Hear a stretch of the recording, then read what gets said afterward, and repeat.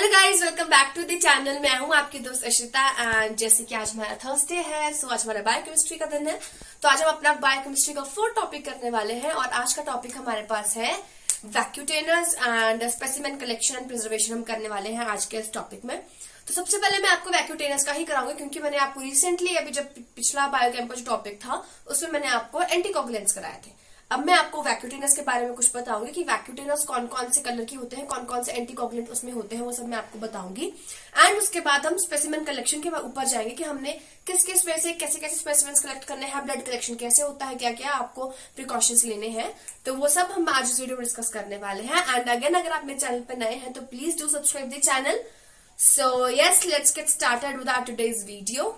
तो सबसे पहले हम पढ़ने वाले हैं आज वैक्यूटेनस। आपने देखा होगा जब आपकी ब्लड कलेक्शन में पोस्टिंग लगी होगी और जब भी आपने किसी सैंपल से डील किया होगा तो आपने देखा होगा कि वो कुछ एक ट्यूब्स के अंदर आपके पास ब्लड सैंपल आता है, ठीक है।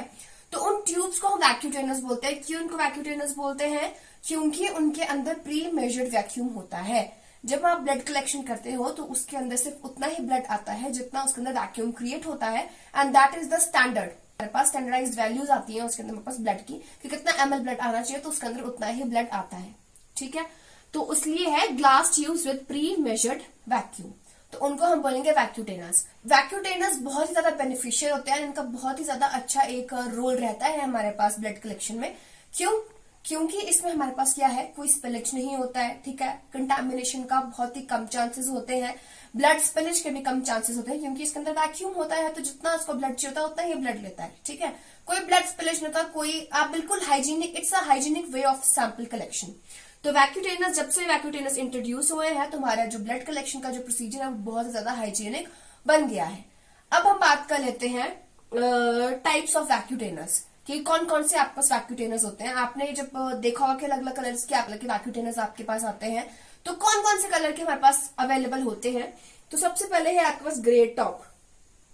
ग्रे टॉप में आपका होता है सोडियम फ्लोराइड, जो मैंने आपको एंटीकोगुलेंट्स कराया था, जो आप पीपी के लिए, पोस्ट पेरेंटल टेस्ट के लिए जो आप वैक्यूटेनर यूज करते हैं वो आपका ग्रे टॉप का होता है। और कौन सा एंटीकोगुलेंट होता है वो भी मैंने आपको बता दिया। Next is green.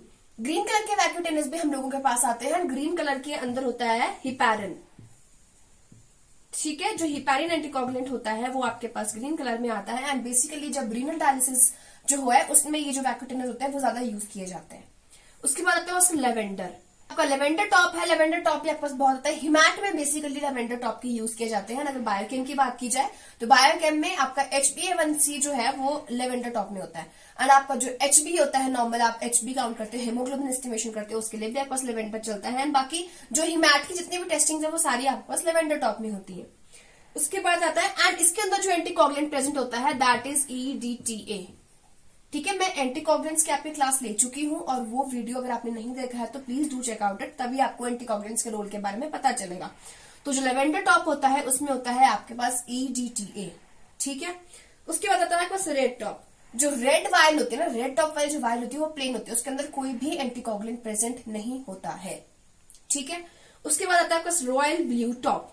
आपने देखा होगा कि रॉयल ब्लू टॉप की वाइल्स आती है बायोकेमिस्ट्री में and that is for PTINR।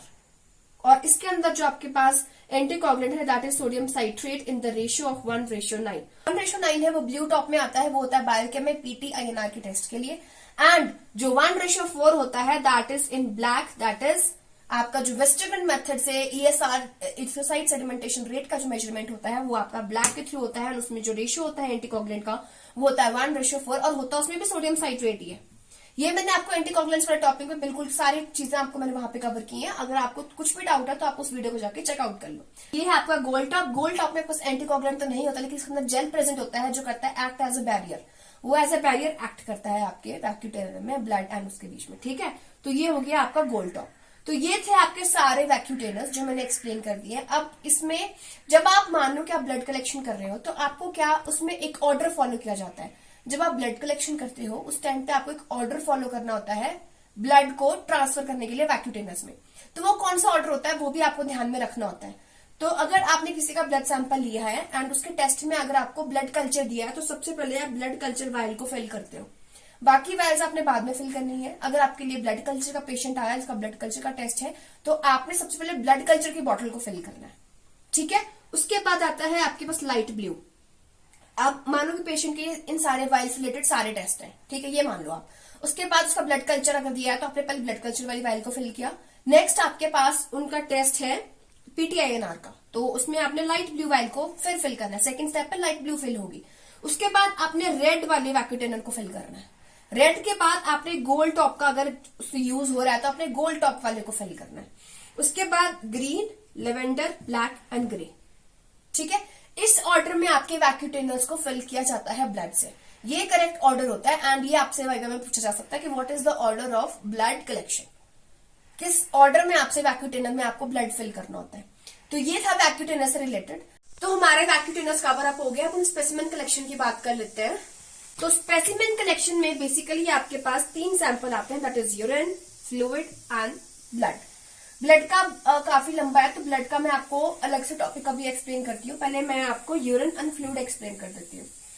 पहले मैं आपको यहाँ से बता देती हूँ, फिर मैं आपको डिटेल में बताती हूँ। एक होता है 24 hour urine, mid stream urine, fully voided urine and first morning urine. अब इन सब में क्या डिफरेंस है?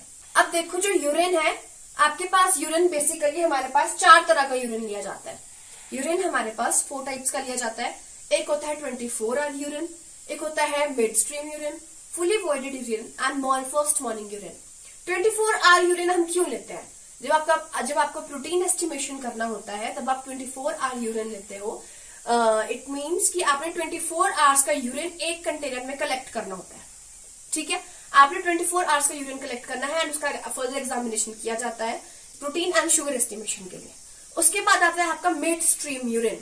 जो आपका ये मिड स्ट्रीम यूरिन है, जैसे नाम से सजेस्ट हो रहा है मिड स्ट्रीम मतलब मिडल पार्ट, तो इसमें जब आप यूरिन पास आउट करोगे तो जो आपका इनिशियल पार्ट ऑफ यूरिन होगा एंड जो लास्ट पार्ट ऑफ यूरिन होगा वो आपने डिस्कार्ड करना है।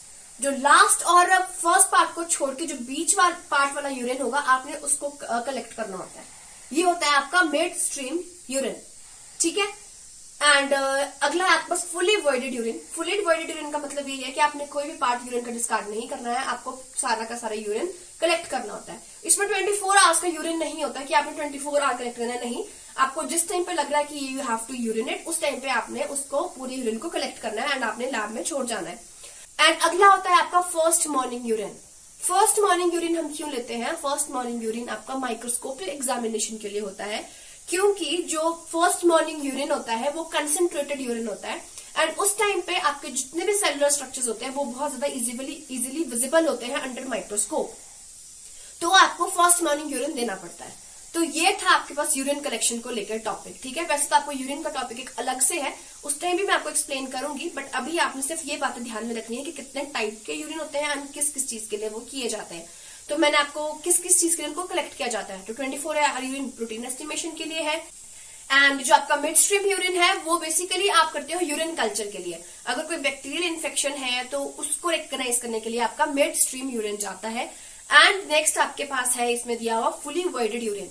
फुली वॉइडेड यूरिन आपका सेलुलर स्ट्रक्चर्स के लिए होता है, आपका साइटोपैथ लैब में जाता है, वो होता है फुली वॉइडेड यूरिन।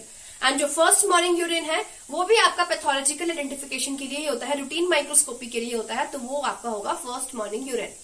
अब हम बात कर लेते हैं नेक्स्ट जो है हमारे पास फ्लूइड। फ्लूइड आपके पास कितने हैं? 5 टाइप्स के आप फ्लूइड कलेक्ट करते हो, होता है pleural fluid, peritoneal fluid, synovial fluid, amniotic and CSF। ये 5 तरह के फ्लूइड्स आपके पास कलेक्ट होते हैं और इन 5 तरह के फ्लूइड्स का ही आप एग्जामिनेशन करते हो। जो आपका प्लूरल फ्लूइड है वो कहां से होगा? आपका थोरेसिक कैविटी से लिया जाता है and by the process of thoracentesis, ठीक है। उसके बाद आपका पेरिटोनियल फ्लूइड है, peritoneal fluid by the process of paracentesis. Synovial fluid joint fluid होता है, जो आपके ज्वाइंट से जब आपसे फ्लूइड लिया जाता है तो उसको बोलते हैं आप synovial fluid. Next is amniotic fluid is done in is taken from the amniotic sac. And next is CSF and CSF आपका लंबर पंक्चर से ही लिया जाता है।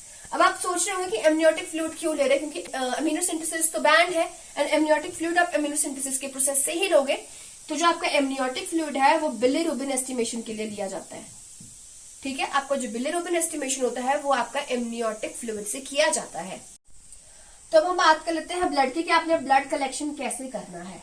देखो, ब्लड आप 3 टाइप्स का ब्लड लेते हो। एक होता है आपका venous blood, atrial blood and capillary blood, ठीक है।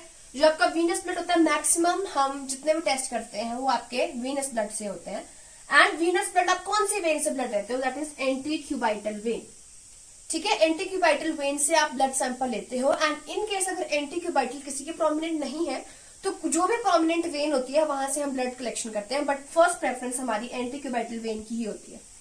एट्रियल ब्लड बहुत रेयरली हम लेते हैं। अगर बाय चांस आर्टरी से अगर हमें कोई ब्लड लेना पड़े तो कौन कौन सी आर्टरीज हम प्रेफर करते हैं, that is radial artery, brachial artery and femoral artery हमारे पास होती है जहां से हम एट्रियल ब्लड कलेक्ट करते हैं। एंड थर्ड आपके पास होता है कैपिलरी ब्लड, और कैपिलरी ब्लड आप कहां से कलेक्ट करते हो, थंब से, फिंगर से या फिर ईयर लोब से हम कैपिलरी ब्लड कलेक्ट करते हैं। एंड फिंगर कौन सी होती है आपके पास, ये वाली फिंगर हम यूज करते हैं, रिंग फिंगर जिसको हम बोलते हैं, हम वो वाली फिंगर यूज करते हैं क्योंकि ये फिंगर हम इसको बहुत कम यूज करते हैं। इस फिंगर आपका थंब, ये वाली फिंगर्स आपकी ज्यादा यूज होती हैं, तो हम इस फिंगर को यूज करते हैं, आपके रिंग फिंगर को हम यूज करते हैं क्योंकि ये फिंगर हम कम यूज में लाते हैं तो इसमें इन्फेक्शन के चांसेस कम हो जाते हैं। ठीक है, तो इसलिए आपके पास रिंग फिंगर को यूज किया जाता है कैपिलरी ब्लड कलेक्शन के लिए। तो ये था ब्लड कलेक्शन। अब आपको ब्लड कलेक्शन कैसे करना होता है, क्या क्या प्रिकॉशंस फॉलो करने होते हैं, अब हम उसके बारे में डिस्कशन कर लेते हैं। तो ब्लड कलेक्शन की बात कर लेते हैं। देखो आपके पास पेशेंट आ रहा है, ठीक है, पहले आप उसको बाजू आप पीछे करवाओगे। आपने ये इंश्योर करना है कि उसकी जो क्लोथिंग है वो टाइट नहीं होनी चाहिए, क्योंकि अगर उसकी क्लोथिंग टाइट होंगी तो आपके सैंपल में हेमो कंसंट्रेशन आ जाएगा एंड आपके जो रिजल्ट्स होंगे वो फॉल्स रिजल्ट्स आएंगे। आपने वो सब चेक किया, उसके बाद आप वेन को देखो फील करके कि आपको वेन फील हो रही है कि नहीं हो रही है। एंड जब आपको लगता है कि हाँ आपको वेन फील हो चुकी है तो आपने टॉर्निक बांधना होता है। यहाँ पे टॉर्निक है, आपने 1 से 2 उसकी 2 मिनट्स लिमिट होती है। अगर आप 2 मिनट से ज्यादा लगाओगे तो फिर से उससे भी आपको हेमो कंसंट्रेशन वाले रिजल्ट्स आते हैं। तो आपने टॉर्निक लगा लिया एंड अगेन आप वेन को सर्च करो कि आप वेन को फील कर पा रहे हो कि नहीं। अब जैसे आपको लग रहा है कि हाँ आपने वेन फील कर लिया है तो आपने क्या करना है, आपने 1 हैंड स्कूप टेक्निक यूज करनी है एंड उसके बाद आपने नीडल को सिरिंज में अटैच करना है एंड विदाउट टचिंग एनीवेयर। ठीक है, उसके बाद आपने स्पिरिट लगा दिया। आपने स्पिरिट बिल्कुल सेंटर से स्टार्ट करना होता है, आपने सेंटर से स्टार्ट करना होता है एंड ऐसे राउंड राउंड करके हुए आपने बिल्कुल बाहर आना होता है। एंड एक बार आपने उधर स्पिरिट लगा दिया तो आपने वहां पे टच नहीं करना है। अब स्पिरिट का रोल क्या है, स्पिरिट आपके उस पार्ट को डिसइंफेक्ट करता है। ठीक है, अगर इनकेस वहां पे कोई और माइक्रो ऑर्गेनिज्म हो, कोई बैक्टीरिया हो तो वो आपके ब्लड में नहीं आएगा क्योंकि आपने उसको डिसइंफेक्ट कर दिया है। एंड इन केस आपने डिसइंफेक्ट किया फिर उसके ऊपर हाथ लगा रहे हो तो फिर क्या होगा, फिर आपके हाथ में अगर कोई बैक्टीरिया होगा तो फिर वो वहां फिर से चिपक गया तो उसको स्टेराइल करने का कोई पॉइंट ही नहीं रहा ना हमारे पास। तो आपने क्या करना है, इनवर्ट से स्टार्ट करना है एंड इनवर्ट से स्टार्ट करते करते आपने आउटवर्ड्स जाना है। एक बार आपने उसको डिसइंफेक्ट कर दिया तो बस आपने उसको प्रिक करना है पेशेंट को, अंदर नीडल डालो और आपका जो एंगल रहता है होता है 15 to 30 डिग्रीज आपका एंगल रहता है। ठीक है, आपने उसको इंसर्ट किया। अब जैसे आपको नीडल के पास दिखे कि ब्लड आ रहा है, आपको पीछे दिख जाता है, जो सिरिंज वाला पार्ट होता है वहां पे आपको दिख जाता है, तो आपने पिस्टन को थोड़ा सा खींचना है एंड उसके बाद जो पिस्टन है आपका ब्लड के प्रेशर से खुद ही पीछे आता रहता है। ठीक है, 10 ml की सिरिंज में क्या होता है, जो 10 ml की सिरिंज होती है उसमें वो पिस्टन अपने आप ही ब्लड के प्रेशर से पीछे जाता है, लेकिन जो आपकी 5 ml वाली सिरिंज रहती है तो उसमें आपको पिस्टन हल्का हल्का पीछे, आपने बिल्कुल प्रेशर से पिस्टन नहीं खींचना होता है, आपने बिल्कुल धीरे धीरे जैसे जैसे ब्लड आ रहा है वैसे वैसे आपने उसको आराम आराम से पीछे खींचते रहना है। एंड जैसे आपको लगता है कि हाँ रिक्वायर्ड क्वांटिटी आपके ब्लड की आपने ले ली है, टॉर्निक को खोलो एंड उसके बाद आप कॉटन लगा के सिरिंज को स्मूथली बाहर निकालो। पेशेंट को कोई पेन नहीं होगा। और कॉटन हम क्यों लगाते हैं और क्यों उसको प्रेस करते हैं, ताकि आपकी टिश्यूज की ब्लीडिंग स्टार्ट ना हो जाए। ठीक है, तो उसको प्रेस करके रखवाना है एंड दैट्स इट, आपका ब्लड सैंपल आ गया। एंड जो आपका ऑर्डर है ब्लड फिल करने का वैक्यूटेनस में, वैसे आपने ब्लड को फिल करना है। ये था आपका ब्लड कलेक्शन। एंड अब आते हैं हम वैक्यूटेनस के ऊपर कि वैक्यूटेनस में ब्लड फिल करते बार आपने कौन कौन सी प्रिकॉशंस अपने दिमाग में रखने हैं। सबसे पहले तो आपको पता, ऑर्डर मैंने आपको बता दिया कि किस ऑर्डर में आपने फिल करना है। तो जब आप उसके अंदर ब्लड डाल रहे हो, वैक्यूटेनर के अंदर जब आप ब्लड डाल रहे होते हो तो आपने ध्यान रखना है कि जो ब्लड है वो आपके वॉल्स को स्ट्राइक करते हुए नीचे जाना चाहिए। आप अगर ब्लड ऐसे फोर्सफुली डालोगे, आप इसमें ब्लड डाल रहे हो, ठीक है, ये इसकी वॉल्स पे टच नहीं हो रहा है, वॉल्स के साथ टच करते ही ब्लड नीचे जाना चाहिए।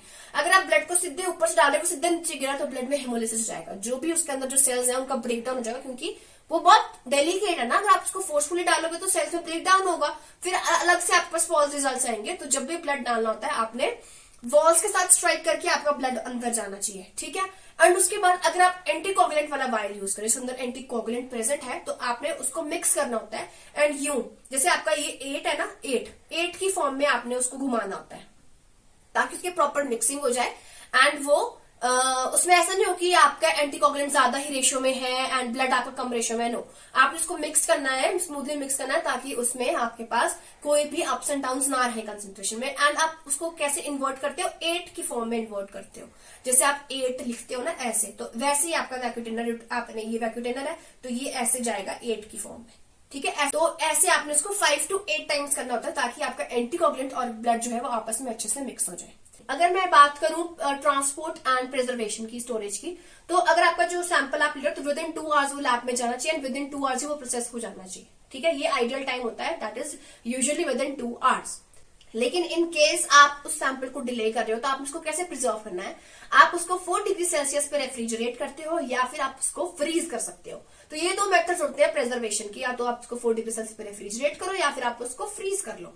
And usually within 2 hours ये चल जाना चाहिए। एंड अगर इन समय कुछ डिले होता है तो आपके पास कौन कौन से चेंजेस आ सकते हैं आपके ब्लड में। सबसे पहले हेमोलाइसिस, आपका ब्लड हेमोलाइज हो जाएगा। अगर वो बहुत टाइम तक आपने उसको अनअटेंडेड रखा है तो उसमें हेमोलाइसिस हो जाएगा। उसके बाद उसके कंसंट्रेशन में काफी चेंजेस आ सकते हैं।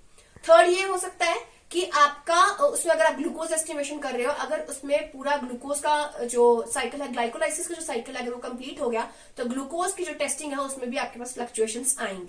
एंड अगर काफी टाइम तक आपने उस सैंपल को साथ डील नहीं किया है तो उसमें वेरिएशंस आ जाती है, ठीक है। अगर आपका टेस्ट वो एंजाइम्स को लेकर, तो क्या होगा, अगर आप उसको अटेंड नहीं करोगे तो एंजाइम्स की फॉल्स वैल्यूज आएंगी आपके पास। एंड वन मोर थिंग, आपके जो हार्मोनल टेस्ट होते हैं उसमें भी आपके पास यही रहता है, आपके हार्मोन्स वेरिएट कर जाते हैं, उनकी वैल्यूज वेरिएट कर जाती हैं। एंड इन केस अगर आपको बिलिरुबिन टेस्ट करना है और अगर वो आपका सैंपल लाइट के कांटेक्ट में आ रहा है तो आपकी बिलिरुबिन जो है उसकी वैल्यूज भी गलत आएंगी, बिकॉज बिलिरुबिन जो है वो लाइट सेंसिटिव होता है। तो अगर आपने बिलिरुबिन टेस्टिंग करनी है, अगर आप उसको लाइट में सैंपल को रख रहे हो तो वो आपके पास फॉल्स रिजल्ट आएंगे। तो इन केस अगर ऐसा कुछ है तो आप उसको डार्क एरिया में स्टोर करके रखो। तो ये कुछ है जो आपके पास वेरिएशंस आ सकती हैं, कुछ रिजल्ट्स आपको देखने को मिल सकते हैं अगर आप सैंपल को ना अच्छे से स्टोर कर रहे हो ना प्रिजर्व कर रहे हो। एंड ये था हमारा आज का टॉपिक। स्पेसिमेन कलेक्शन मैंने पूरा बता दिया है, आपको नोट्स प्रोवाइड हो जाएंगे, पीडीएफ आपको लिंक आपका डिस्क्रिप्शन में मैं अवेलेबल कर दूंगी।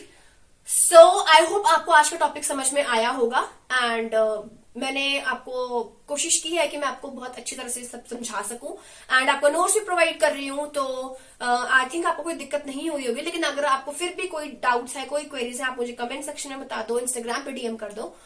सो I do try to solve them. So फिर दैट्स इट फॉर टुडे। फिर मिलते हैं आपसे अगली वीडियो में। Till then take care, good bye.